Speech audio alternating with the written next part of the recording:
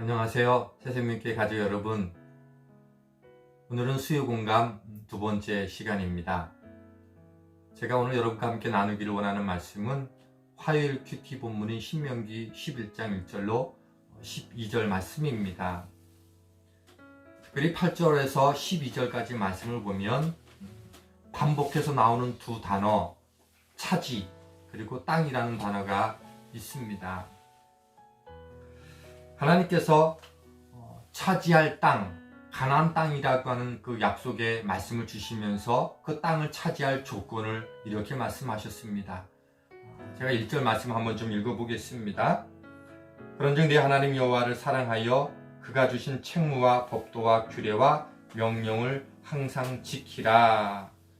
하나님은 가나안 땅, 약속의 땅을 차지할 것을 약속으로 주시면서 주신 조건이 하나님을 사랑하고 그리고 그 말씀을 지키는 것이다, 이렇게 말씀해 주셨습니다. 그리고 저는 이 말씀을 묵상하는 가운데에 이 차지함과 땅이라는 이 단어에 두 가지 뜻이 있겠다라는 생각을 해보게 됐습니다.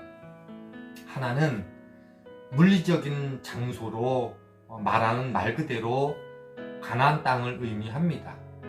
또 하나, 두 번째 차지함과 땅의 의미는 하나님을 사랑하고 또 그분의 말씀을 지키는 자에게 주시는 약속의 땅이라고 했으니, 하나님을 사랑하려면 내 마음속에 하나님을 두어야 되지 않습니까? 그러니 내 마음이 땅이 되는 거지요. 내 마음이 하나님이 차지하도록 할 때 우리는 그 약속의 땅을 받아 누릴 수 있겠다. 그러니 가나안 땅도 차지해야 될 땅이지만 우리 마음의 땅도 하나님으로 차지하게 해야 되겠다라는 묵상을 하게 됐습니다.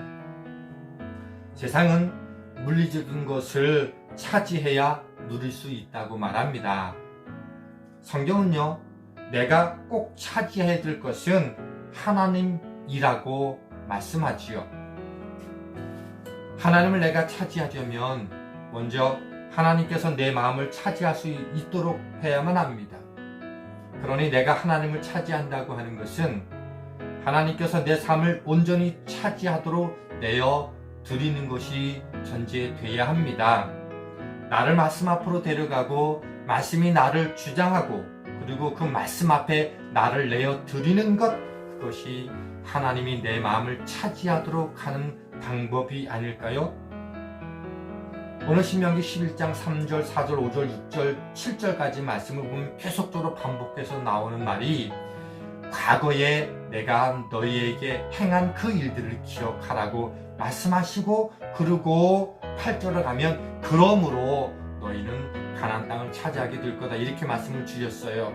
그러니 하나님을 우리 마음속에 차지한다라고 하는 것은, 차지하게 한다는 것은 과거에 행하신 그 하나님의 역사를, 행하신 일들을 마음에 간직하는 것도 함께 포함한다고 할 수 있습니다. 결국 하나님이 주시는 차지하는, 또 차지하라고 하는 땅은 세상에서 욕심으로 얻었던 것과는 완전히 다른 것을 의미합니다. 내가 세상에서 가장 많이 차지해야 될 것은 바로 하나님이라는 거지요. 코로나19로 멈춰버린 세상에서 비상이 일상이 되어버린 오늘, 이 시간을 헛되지 않게 보내려면 누가 내 마음을 차지할 것인가, 그것이 매우 중요합니다. 걱정, 염려, 두려움이 여러분의 마음을 차지하지 않도록 하십시오. 주님이 여러분의 마음의 중심에 계시도록 하십시오. 그것이 하나님의 약속을 누리는 비결이라고 하는 겁니다. 두 번째로 여러분과 나누고 싶은 말씀이 있습니다. 여러분은 성경이 말씀하고 있는 젖과 꿀이 흐르는 땅, 가나안 땅을 어떤 의미로 받아들이고 이해하십니까? 이스라엘 백성들이 들어갈 이 약속의 땅은 두 가지 면에서 특별함을 갖고 있습니다. 첫째는 하나님의 도움이 없이는 결코 머물 수 없는 땅이라고 하는 거지요. 주변에 많은 족속들이 들려져 쌓여 있고 강한 이 주민들과 싸워서 그 땅을 차지하고 지켜내야만 합니다. 그리고 성경은 하나님은 말씀하시기를 이 땅을 차지하고 그들로부터 승리를 하는 것은 강함 되신 하나님을 의지하고 말씀을 지키는 것이라고 합니다.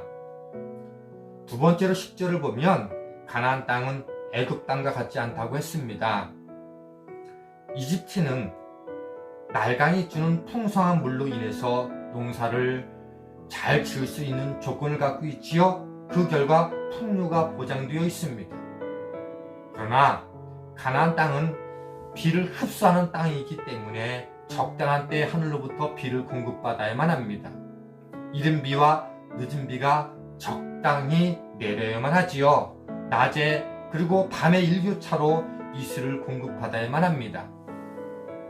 이 모든 조건은 하나님이 주관하신 것이기 때문에 하나님의 도움 없이는 이스라엘 땅은 그 땅에서 살기에 전혀 적합하지 않다는 것입니다. 이스라엘의 삶은 철저히 하나님의 공급하심에 달려 있어요. 하나님만 의지하는 삶이 되어야만 살 수 있는 곳이라는 거지요. 이것이 젖과 꿀이 흐르는 땅이 갖고 있는 영적인 의미라고 합니다. 우리 삶도 마찬가지입니다. 코로나19 같은 평성 없는 전쟁 같은 삶 가운데에서 내 마음, 내 삶을 지키는 것은요, 내가 강해지는 것이 아니라 강함 되신 하나님의 말씀을 지키는 것임을 알고 하나님이 주신 매일의 삶을, 매일의 말씀을 신뢰하고 순종하는 것에 있습니다. 하나님과 함께하는 곳이면 광야에서도 사막에서도 우리는 풍성함을 누릴 수 있습니다. 성경 본문은 우리에게 두 종류의 차지함과 땅이 있음을 말씀하고 있습니다.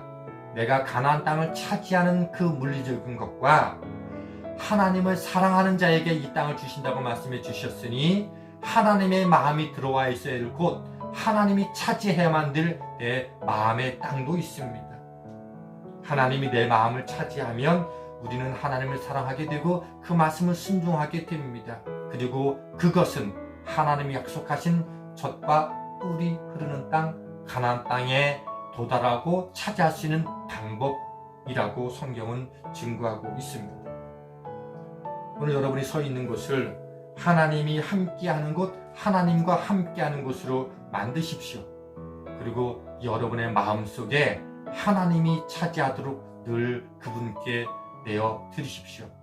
그러면 오늘 우리의 삶이 어떠한 상황과 조건과 여건에 있다 할지라도 하나님은 이스라엘 백성에게 주셨던 젖과 꿀이 흐르는 땅처럼 저와 여러분의 삶 속에서도 그와 같은 땅을 허락해 주실 줄 믿습니다.